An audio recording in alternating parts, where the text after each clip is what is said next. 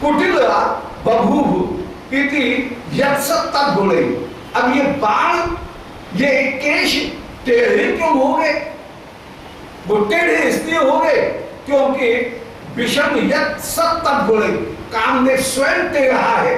टेढ़े होने के कारण ये जो चमर है, ये चमर के बाल भी टेढ़े हो गए हैं। श्री श्याम सुंदर के जो घुंघराले बाल हैं वो घुंघराले इसलिए हो गए हैं क्योंकि कामदेव टेढ़ा है, इसलिए ये केश भी कामदेव के गुणों के कारण टेढ़े होकर के विराजमान हो गए हैं। अब नृत्य अलंकार और उत्प्रेक्ष अलंकार का बड़ा सुंदर प्रयोग कर रहे हैं। कल्पना कर रहे हैं कि न कचा आमी, ये केश नहीं है, किल मड़ाल तंतवा, ये तो कमल नाल के मानो छोटे छोटे रेशे हैं। मृग नाभ भी शुचि भी, जो कस्तूरी के सुंदर रस से, शुचि रसई, मृग नाभ भी शुचि रसई, कस्तूरी के सुंदर रस के द्वारा अंचता माने भीगे हुए हैं, युक्त हैं, आर्द्र हैं। और निज चामरार्थम असम इशु भूभृता, असम इशु माने कामदेव रूपी, भूभृता माने राजा के द्वारा अपने ऊपर चमक करने के लिए इन केशों को जैसे प्रयोग किया गया है। और ये केश बिखरे हुए ऐसे लग रहे हैं, इस कामदेव के ऊपर चमर किए जा रहे हैं। कुटिल इसलिए हो रहे हैं, जो चमर किया जा रहा है वो चमर भी कुटिल रूप में घुमा करके टेढ़े होकर के चमर किया जाता है। तो ये टेढ़े बाल इसलिए हो रहे हैं कि मानो कुटिल बभूव यत् सत्त गुण, जो टेढ़े हुए हैं यह कामदेव का स्वाभाविक गुण है कि वह कभी सीधा चलता ही नहीं है। कामदेव सर्वदा विषमी चलता है। अहेर गति प्रेम स्वभाव कुटिला भवे, सर्प की जो गति है वह स्वाभाविक रूप में ही कुटिल होती है। सर्प जैसे टेढ़ा ही चलेगा, ऐसे प्रेम का स्वभाव है कि प्रेमी कभी सीधे ढंग से बात करेगा ही नहीं। जब भी बात करेगा तो टेढ़ी टेढ़ी बात करेगा, और उसके टेढ़ेपन में जो स्वाद है वह सीधेपन में, समर्पण में वह स्वाद है ही नहीं। उसमें जो मानता है वही उस रस का चमत्कार होकर के विराजमान है। अब श्री श्यामचंद्र की मंद मुस्कान का वर्णन कर रहे हैं कि निखिलांग यश एव चंद्र का, यश का रंग कवियों ने सफेद माना है। कीर्ति का रंग सफेद होता है, क्रोध का रंग लाल होता है, उल्लास का रंग पीला होता है। जब आनंद होता है उस समय पीले कपड़े पहने जाते हैं। ऐसे ही प्रीति, उसका रंग कहीं समर्पण और त्याग का जो रंग है वह लाल होता है। तो रंगों की भी अपनी अपनी कहीं भावना है। जो हृदय में आनंद या उत्साह है उस उत्साह का रंग हरा होता है। तो हरा रंग जो है वो कहीं क्रियाशीलता, उत्साह उसको प्रकट करता है। पीला रंग कहीं आनंद को विशेष रूप से व्यक्त करता है। और सफेद रंग वह यश का वाचक होकर के विराजमान है। तो यहां पर कह रहे हैं कि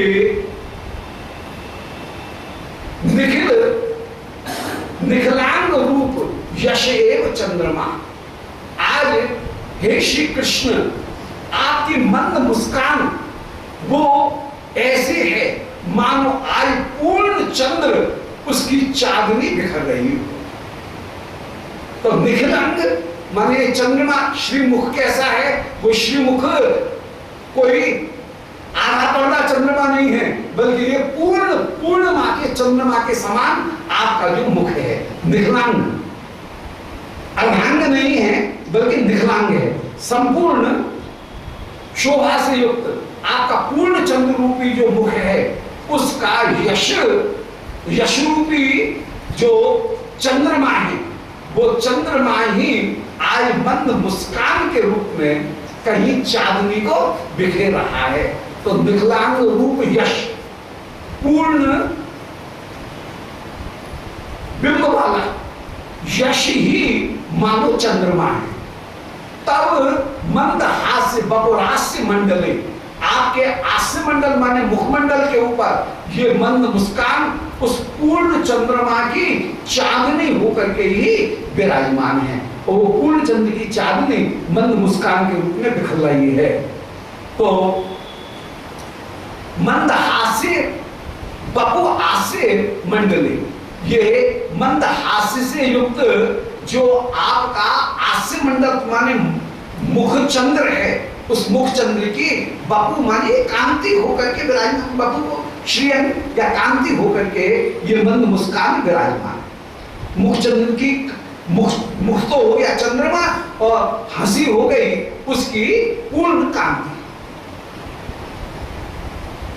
ऐसी ये कांति विराजमान है समुद्रित्य, और ये चांदनी प्रकट होकर के सर्वभुवनाधि पांतरा, जितने भी लोकपाल ब्रह्मा रुद्र आदि थे उनके भी अंतरा, उनके भी हृदय के भीतर यह चांदनी पुनः पुनः प्रवेश कर रही है। और पुनः पुनः प्रवेश करके अंतरा अंतर आलय मध्य मंदपि तलोते कौमुदी, भीतर भी कौमुदी को प्रकट करती हुई विराजमान हो रही है। जितने भी संसार के अन्य जितने भी भुवनाधिपति हैं ब्रह्मा रुद्र आदि, उनके अंतरा माने उनके हृदय के आलय में भवन में प्रवेश करके तनोत कौमुदी, यह कौमुदी को प्रस्तुत कर रही है, द्वारा वर्णन कर रही हैं कि निखलांग रूप यश, आपका यश ही एक पूर्ण चंद्रमा के, आपका श्रीमुखी निखलांग माने पूर्ण चंद्रमा के समान है। श्रीमुख का यश ही पूर्ण चंद्रमा के समान है। और उस चंद्रमा की कांति के रूप में ये तब मंद हास्य बपुरास्य मंडले, ये हंसी आपके मुखमंडल के ऊपर फैल रही है। जैसे पूर्ण चंद्र की कांति सब जगह फैलती है, ऐसे आपके मुख चंद्र के यश रूपी चंद्रमा की कांति अधर के रूप में, मुस्कान के रूप में सर्वत्र फैल रही है। तो मुख हो गया चंद्रमा, वो भी है पूर्ण चंद्र, वो मुख चंद्र की का यश वो होगा चंद्रमा। मुख चंद्र तो चंद्रमा ही है, परंतु मुख चंद्र का जो यश है वह हुआ चंद्रमा, और उस चंद्रमा की चांदनी मंद मुस्कान के रूप में सर्वत्र फैल रही है। तो निखिल अंग माने पूर्ण आकार का यश एवं चंद्रमा, मुख चंद्र का यश ही चंद्रमा है। और उसमें मंद हास्य बपुरास्य मंडले, मंद हंसी वह कहीं चांदनी के रूप में, आस्य मंडल रूपी मुख की चांदनी के रूप में यह फैल रही है। समुद्र माने उदित होकर के सर्वभुवनाधिपांतरा, जितने भी लोकपाल हैं उनके हृदय के भीतर भी ये चांदनी घुस गई है। और हृदय के भीतर घुस करके ये चांदनी मध्यम अनु अपि तनोति कौमुदी, हृदय के भीतर भी कौमुदी को, चांदनी को, आनंद को, प्रकाश को प्रकट कर रही है। कौमुदी को तनोति माने विस्तृत कर रही है। ऐसे श्री श्याम सुंदर की ये रूप माधुरी पूर्ण हुई। बोलो श्री राधा श्याम सुंदर देव की जय।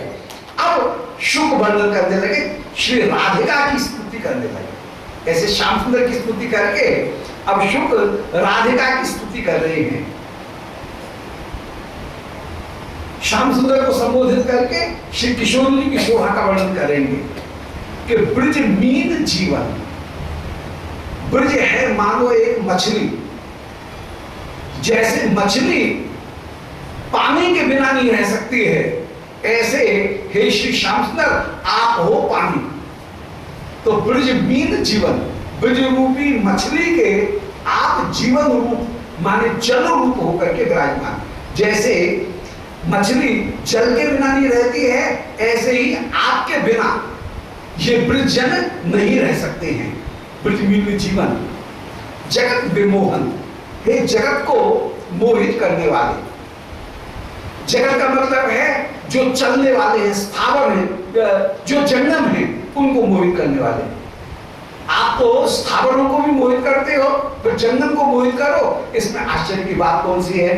जगत विमोहन, जो चल रहे हैं, कहीं ना कहीं चलते हुए तो सभी हैं, चाहे स्थावर हो चाहे जंगम हो, उनमें क्रियाएं तो सब में हो रही है। क्या वृक्ष में क्रिया नहीं हो रही है? इसलिए वृक्ष भी है तो जगत के भीतर ही।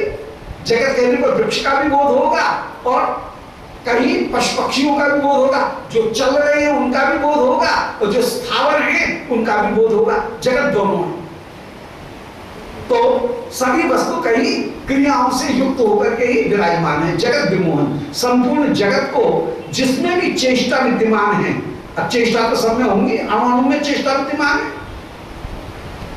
अणु के भीतर भी, एटम के भीतर भी चेष्टा तो विद्यमान है, इलेक्ट्रॉन न्यूट्रॉन कहीं चल तो रही है, तो जगत तो सभी है जो भी अणु से बना है।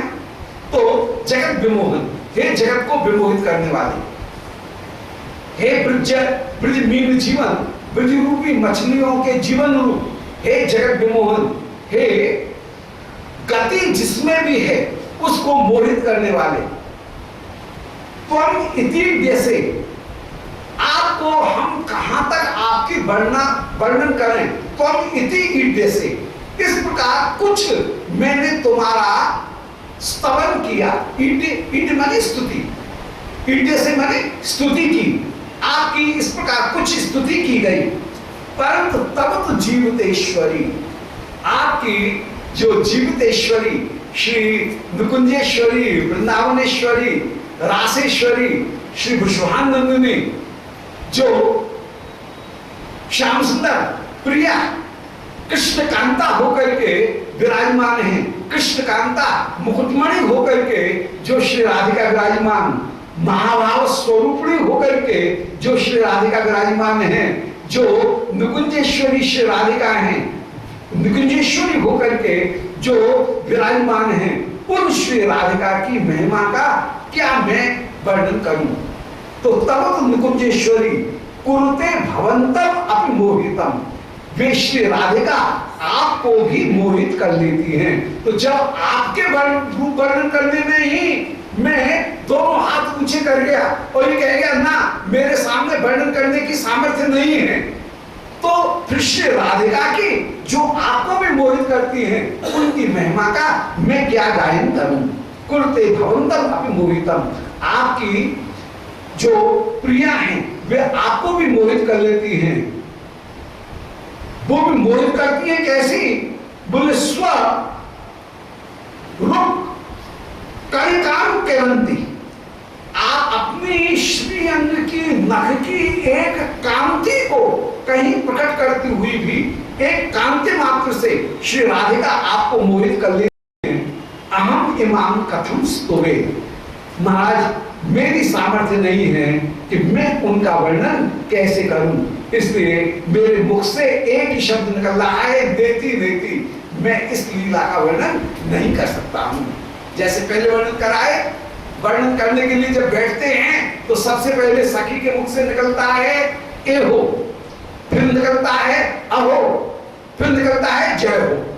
ये तीन ही शब्द निकलते हैं और तीन ही शब्द में उसकी पूरी स्तुति जैसे हो जाती है। स्तुति करने का प्रयत्न करती है, परंतु जब मन नहीं भरता है तो पहले ए हो, अरे आ देख देख कैसी सुंदर शोभा है, क्योंकि अपने उस आनंद को वो सखी को भी बांटती है ए हो कह करके। फिर वर्णन करने के लिए खूब लंबा चौड़ा वर्णन करती है, परंतु उसका मन नहीं भरता है, तब उसके मुख से निकलता है अहो। ये आ और हा ये प्रत्याहार है, इसके बीच में ही सारा वाणी का सारा विलास विराजमान होगा। हम जो कुछ भी बोलेंगे वो बोलेंगे आ और हा के बीच में। वर्णमाला का पहला अक्षर है आ, वर्णमाला का अंतिम अक्षर है हा, इसलिए जो कुछ भी मुख से कहा जाएगा वो आ और हा के बीच में ही होगा। तो जो प्रत्याहार बनेगा वो आहा बनेगा, आहा ही एक प्रत्याहार बनेगा। और उस आहा प्रत्याहार के बीच में तेरे पास में इधर कोई शब्द है तो तू प्रयोग कर ले। मैंने तो अपने सारे शब्द खोल लिए, परंतु उन शब्दों के द्वारा श्री प्रियालाल की शोभा का वर्णन करने में मैं समर्थ नहीं हुई। अतः सखी कहती है आहो आहो, आ और हा के बीच में यदि कहीं कोई शब्द तुझे मिलता है तो तू प्रयोग कर ले, मेरे पास में नहीं होगा। भाव बहुत से हैं परंतु उनको प्रकट करने के लिए मेरे पास में शब्द नहीं है। तो दूसरा शब्द उसके मुख से निकलता है अहो। और अहो कहते कहते भी, वर्णन करते करते जब वह समर्थ नहीं होती है तो नेति नेति कहते हुए वो जय हो जय हो जय हो कह करके मौन हो जाती है, वर्णन करने में मौन हो जाती है। तो वो ही कह रहे हैं कि इमाम कथम स्तुवे, श्री राधिका की मैं कैसे स्तुति करूं, मैं तो केवल जय हो कर सकती हूं, कर सकता हूं। श्री सुखदेव जी ये वो शुभ वर्णन कर रहे हैं। अब श्री किशोरी जी कैसी, श्री किशोरी जी के चरणारविंद का निरूपण कर रहे हैं कि अति श्रोण सांद्र नव कुंकुम द्रव छुरित निरास्य कनकांबु जन्मनि कुसुमेश हाटक निशंग संगते मणि संपुटे सुभगता वादिते। श्री किशोरी जी कैसी हैं, बोले जिनके अति शोण, अत्यंत लाल, शांत, सघन, नव कुंकुम द्रव छुरित, नए आलता से, आलता के द्रव से जुड़े हुए जिनके श्री चरण है। तो अतिशोण सांद्र नव कुंकुम, अत्यंत लाल रंग के घर सघन आलता से, अलग तक से युक्त, कुंकुम द्रव से युक्त, छुरित बने युक्त रंगे हुए जिनके चरण हैं, उन चरणों में निगास से कनकांब जन्मनी श्री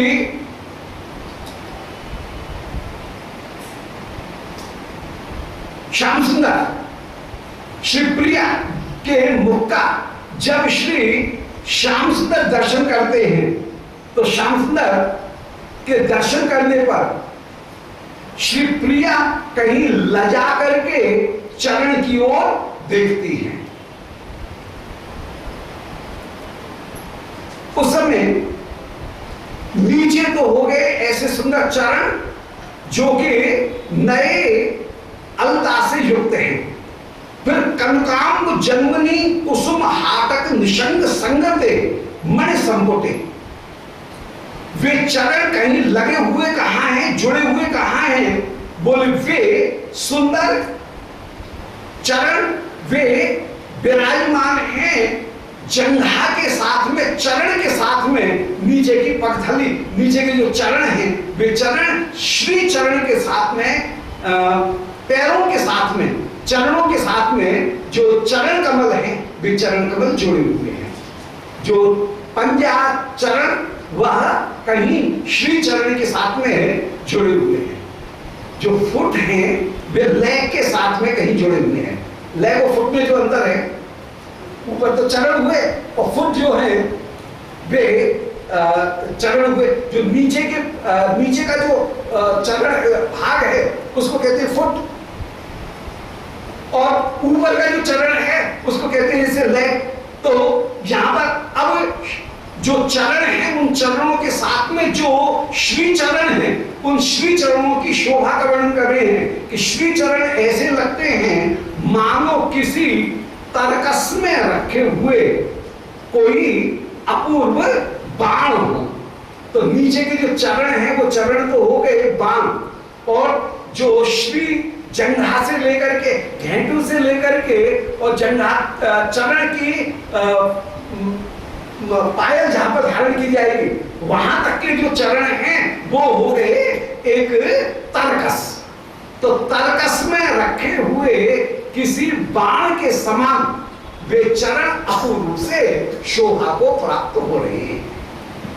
श्री किशोरी जी की श्री चरण वे तो हो गए, जो पैर हैं वो पैर तो हो गए अपूर्व रूप से तरकस, और उनमें जो श्री चरण जो है वो श्री चरण रखे हुए कोई अपूर्व बाण के समान सुशोभित हो रहे हैं।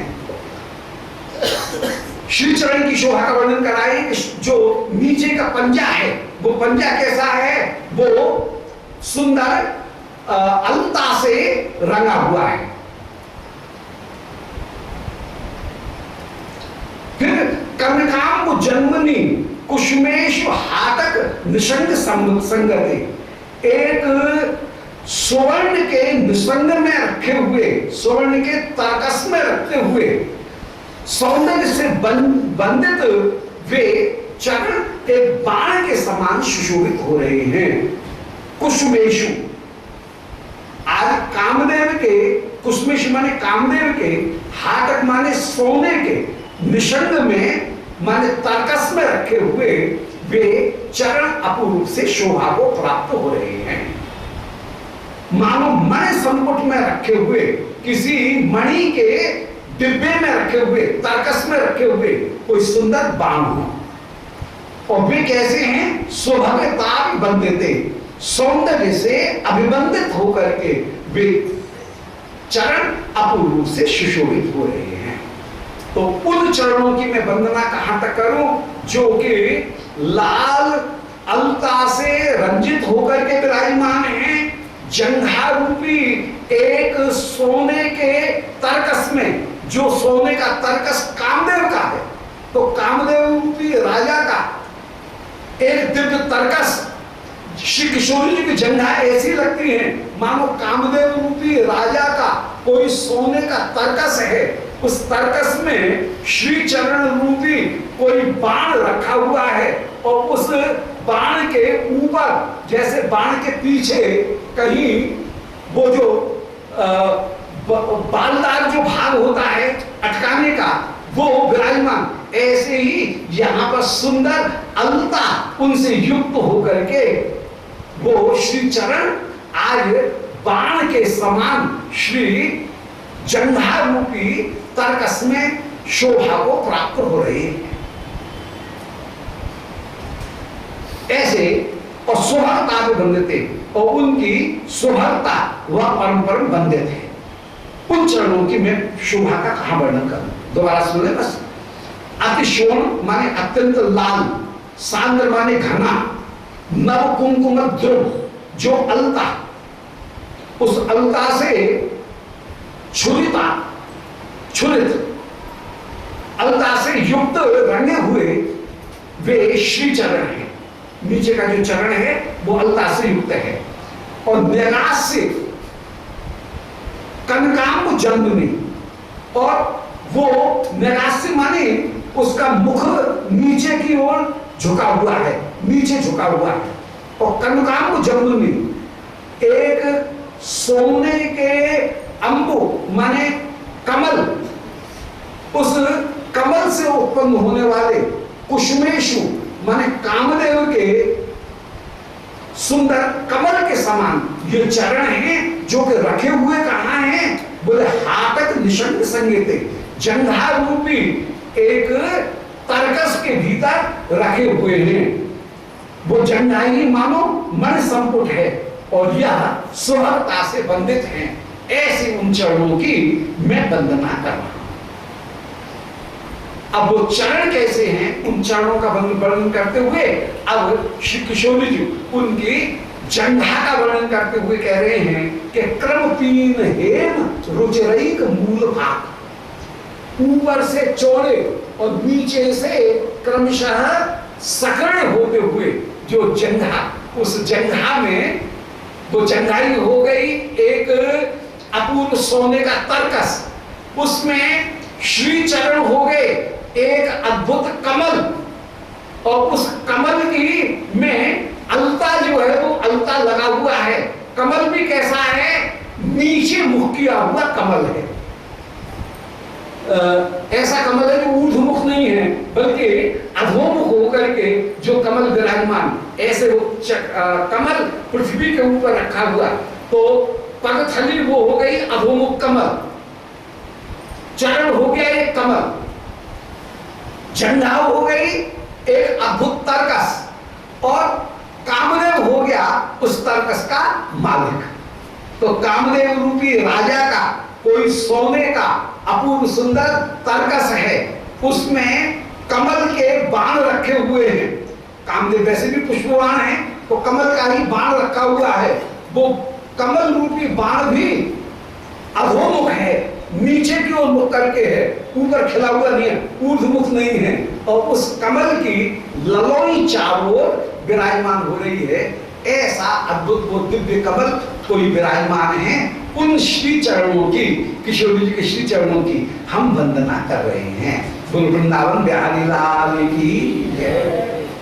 गोविंद जय जय गोपाल जय जय गोविंद जय जय गोपाल जय जय राधा रमण हरि गोविंद जय जय राधा रमण हरि गोविंद।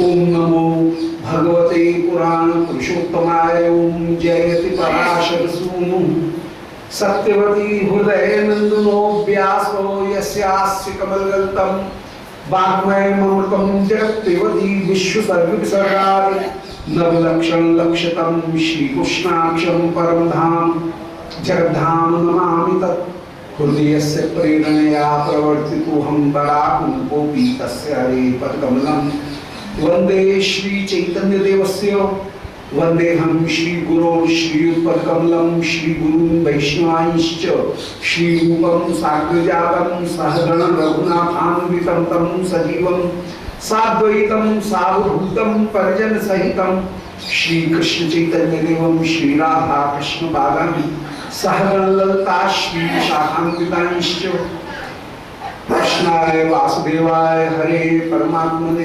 प्रत्यक्लेशनाशाय गोविंदाय नमो नमः। उल्लल बल्लव ललनाधर पाल्लव पानोत्कम नौमि सबल्ली मालम हरिः हरीश उल्लसितम नारायणाय नमः नारायण नमः गौतमाय नमः दिव्यै सरस्वत्यै नमः व्यासाय नमः नमो धर्माय महते नमः कृष्णाय वेदसे ब्राह्मणेभ्यो नमस्कृत्य धर्मान् वक्षे सनातनान् वाञ्छाकल्पतरुभ्यश्च कृपा सिन्धुभ्यैव च पत्तानां पावनेभ्यो वैष्णवेभ्यो नमो नमः। बोलो वृंदावन बिहारी लाल की जय। श्री महाभाव स्वरूपा मुकुंजेश्वरी किशोरी जी की महिमा में श्री सुखदेव जी शुक रूप में नृत्य लीला में विराजमान होकर के श्री प्रिया जी की रूप माधुरी का वर्णन कर रहे हैं।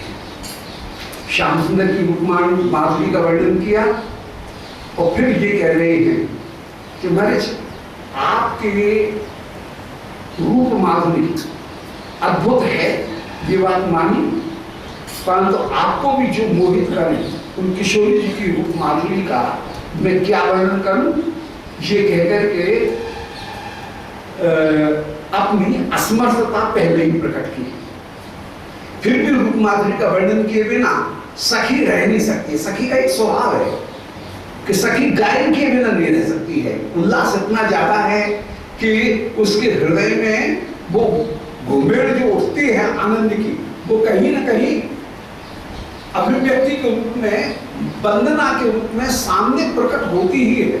इससे सखी का स्वभाव है कि वो गायन किए बिना नहीं रह सकती है, जानती है कि गायन कभी पूरा होगा नहीं। और श्री किशोरी जी के श्री चरणों से शुरू किया और श्री चरणों को शुरू करते हुए पूर्व श्लोक में 77वें श्लोक में ये बतला दिया कि श्री स्वामी जी के जो चरण हैं वे परम सुकोमल होकर के विराजमान, उनमें अलता लगा हुआ है और अलता लगे रहने पर जो रंग है उससे कुंकुम द्रव उससे युक्त होकर के वे चरण विराजमान है। वे चरण ऐसे लग रहे हैं कि मानो नीचे मुख किए हुए कोई दो कमल शोभा को प्राप्त हो रहे हो, ऐसे भी चरण। और उन चरणों को जोड़ करके जो जंघा और चरण विराजमान हैं, वे चरण ऐसे लग रहे हैं मानो कामदेव के कोई अपूर्व बाण है, जो कि जंघा रूपी सोने के तरकस में रखे हुए हैं। तो श्री किशोर जी की जंघा वो हो गई एक स्वर्ण का तरकस, और उसमें जो चरण हैं वो चरण हो गए अपूर्व कामदेव के बाण। और कामदेव के बाणों में एक बाण है